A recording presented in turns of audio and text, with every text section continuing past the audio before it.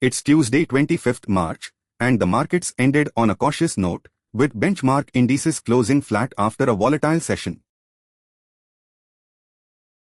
The Nifty inched up 10 points to close at 23,668, while the Sensex gained 32 points, settling at 78,017. Market breadth remained negative, with 1,085 stocks advancing and 2,977 declining. Except for IT and private banks, all sectoral indices ended in the red, with consumer durables, PSU banks, and media stocks dropping between 1.5% and 1.9%. Ultratech Cement, Trent, Bajaj Finserv, Grasim Industries, and Infosys led the gains on the Nifty, providing some support to the index. On the downside, IndusInd Bank, Dr. Reddy's Labs, Adani Enterprises, Coal India, and Adani Ports were among the major laggards, dragging the market sentiment lower. The rupee fell 0.14% to 85.7550 on Tuesday, ending a 9-day rally as importer hedging and weaker regional currencies pressured the local unit. Despite a near 2% monthly gain, risks remain from US tariffs and inflation concerns. Forward premiums rose after the RBI's $10 billion FX swap auction.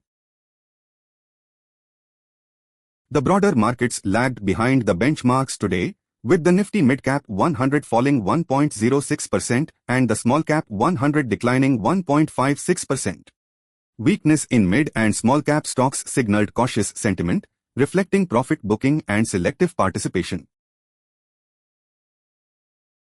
Gold edged up 0.4% to $3,023 on Tuesday as US tariff uncertainty and Fed rate cut expectations lifted demand. Markets await US PCE data for policy cues after the Fed held rates steady. Meanwhile, geopolitical tensions persist with US-Ukraine talks in Saudi Arabia following Russia-US discussions on a Black Sea ceasefire. IREDA shares surged 4% to 176 rupees and 80 paise on Monday ahead of its board meeting to discuss the borrowing plan for FY 2025-26. However, profit booking trimmed gains, and the stock ended the session with a 0.62% rise on the BSE. Aditya Birla Sun Life will merge its target maturity fund with the corporate bond fund on 30th April 2025. The corporate bond fund remains unchanged, and investors can redeem units without tax implications, except for NRIs. Kalpataru projects secured fresh orders worth 2,366 crore rupees across domestic and international markets. Its T&D segment won projects in India and abroad, while the B&F division secured domestic contracts.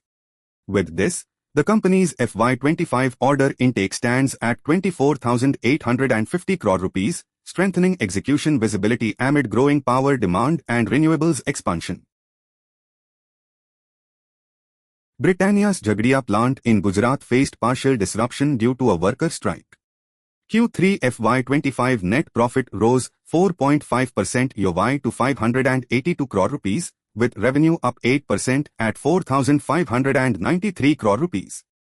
The stock is down 23% in 6 months, but up 54% over 3 years. BlackRock introduced its first Bitcoin exchange-traded product, ETP, in Europe, following strong US demand. The iShares Bitcoin ETP, domiciled in Switzerland, is listed in Paris, Amsterdam, and Frankfurt. This move comes after BlackRock's success with US spot Bitcoin ETF's post-SEC approval. And that wraps up for today. Don't forget to like, share and subscribe for latest market insights.